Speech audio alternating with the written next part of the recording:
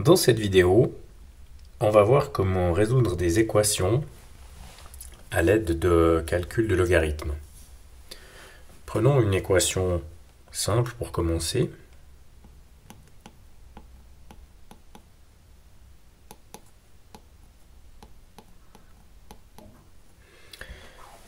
Je cherche donc la puissance à laquelle il faut élever 145 pour trouver 3451.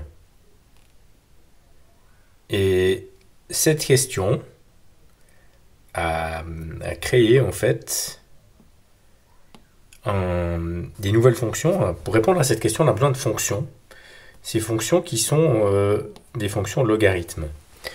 Alors, ici, on va travailler avec un certain logarithme, qui est le logarithme en base 145, parce que c'est la base de la puissance. Donc je cherche la puissance à laquelle je dois élever 145 pour trouver 3451. Et la réponse à cette question est la suivante. La réponse à cette question, c'est x est le logarithme en base 145 de 3451.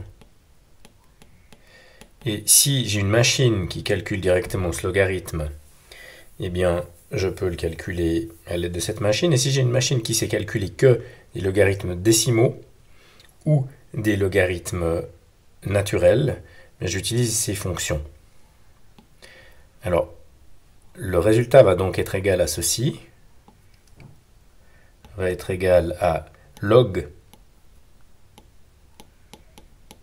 divisé par le log de 145, si le log désigne le logarithme décimal.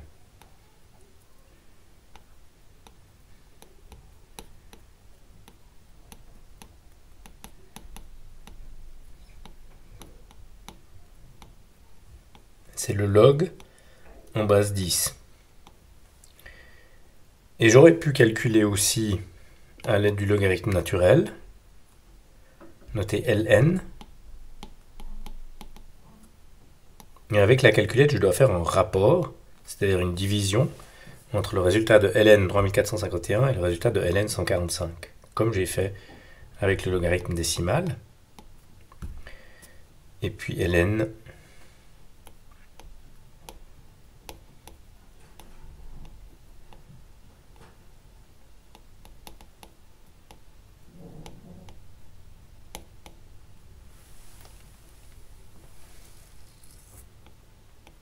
alors on note jamais log e, mais techniquement ça devrait être ça.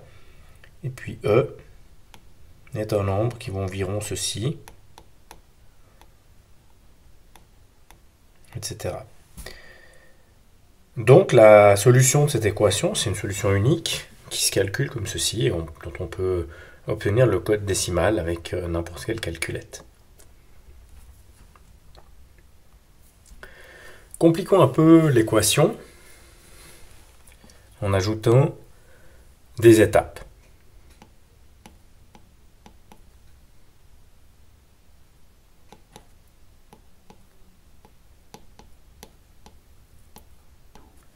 Ici, je cherche la puissance à laquelle il faut élever 5 pour trouver 456,35, mais en plus, cette puissance-là, c'est pas directement le nombre que je cherche, c'est le double du nombre. Donc en gros, je cherche la moitié de la puissance à laquelle il faut élever 5 pour trouver 456,35. Donc pour résoudre cette équation, vu que l'inconnu se cache dans la puissance, l'inconnu est caché dans la puissance d'un nombre que je connais, et ça donne un nombre aussi entièrement déterminé. Donc pour pouvoir entre guillemets, me rapprocher de mon inconnu, c'est-à-dire isoler mon inconnu, je dois dire que 2x est la puissance à laquelle je dois élever 5 pour trouver 456,35. Et donc je vais utiliser ma calculette pour trouver la réponse. Et à partir de là, je trouve x en utilisant une technique habituelle de résolution d'équation, c'est-à-dire je divise par 2 de chaque côté de l'équation.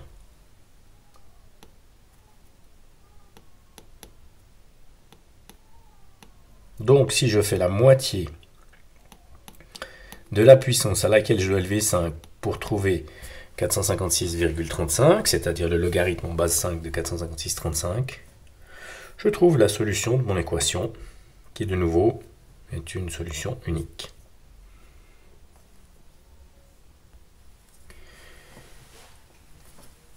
On complique un petit peu plus.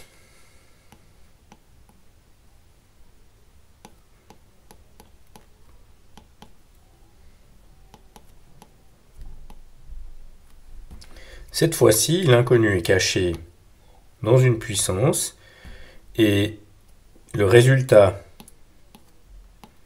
de cette puissance est encore multiplié par 1000 avant d'être égal à 10 000. Donc, je vais utiliser les stratégies habituelles de résolution d'équations pour isoler le terme qui contient la puissance x. Donc, pour ce faire ici, je divise par 1000 pour éliminer le facteur 1000 qui est devant le 1,12 et j'obtiens ceci.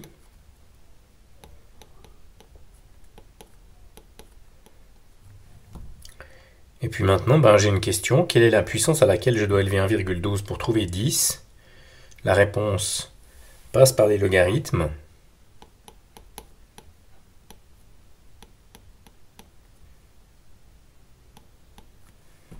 X est donc le log en base 1,12 de 10 que je calcule à l'aide de la fonction logarithme naturel de la calculette par exemple, ou à l'aide d'une fonction qui prend deux paramètres, la base et le nombre. De nouveau, cette solution est une solution unique de cette équation.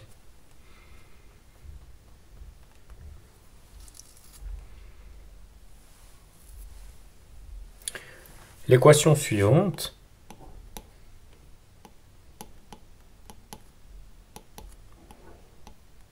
se résout exactement de la même façon.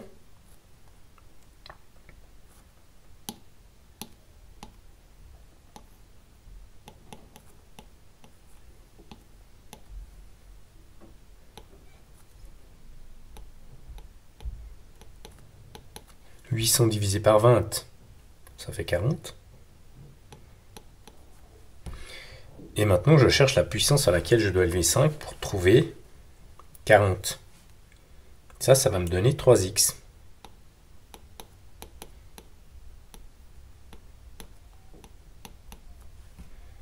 Et donc, la solution de cette équation,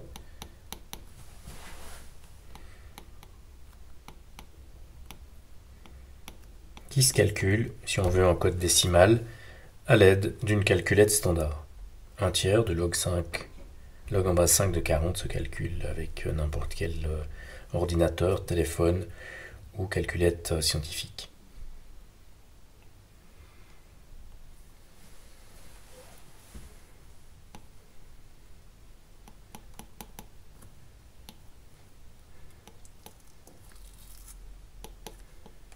On travaille avec une fraction.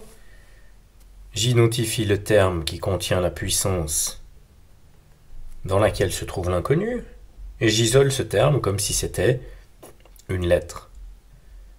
Ici, les techniques standards de résolution d'équations me font multiplier par 100.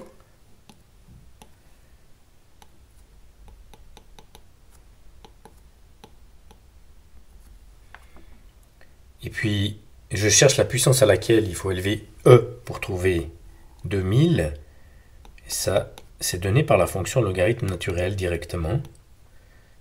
Donc je peux utiliser cette fonction-là, sans me poser d'autres questions. J'obtiens ensuite la valeur de x à l'aide d'une technique habituelle de résolution.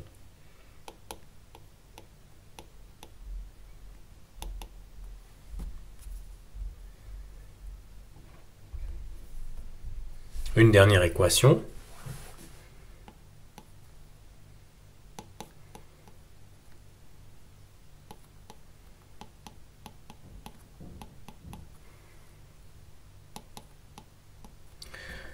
On observe de nouveau que l'inconnu est caché dans une puissance. Il s'agit donc d'isoler le bloc composé de cette puissance et d'imaginer qu'on va éliminer, éliminer les problèmes comme on le fait d'habitude si le bloc jaune est une inconnue, comme par exemple A. Donc j'isole ce que j'ai appelé dans ma tête A. Je commence par soustraire 20.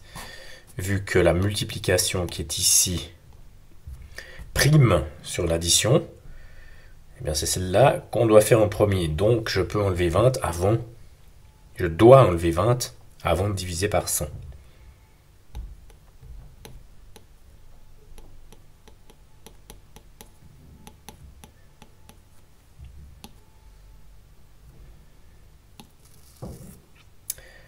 Mon terme à isoler est toujours là.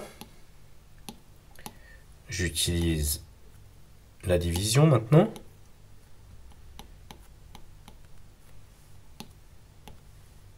Ça me donne ceci.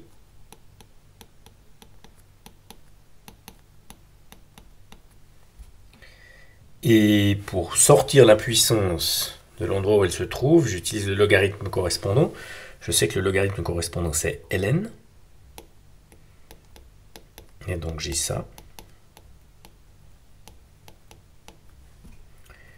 Et maintenant, vu que j'ai encore un multiple, je dois faire une division.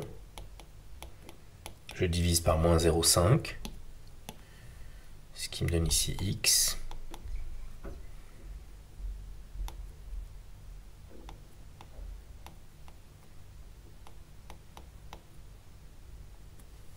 Divisé par 0,5 revient à multiplier par 2. Bien entendu qu'on aurait aussi pu faire ceci.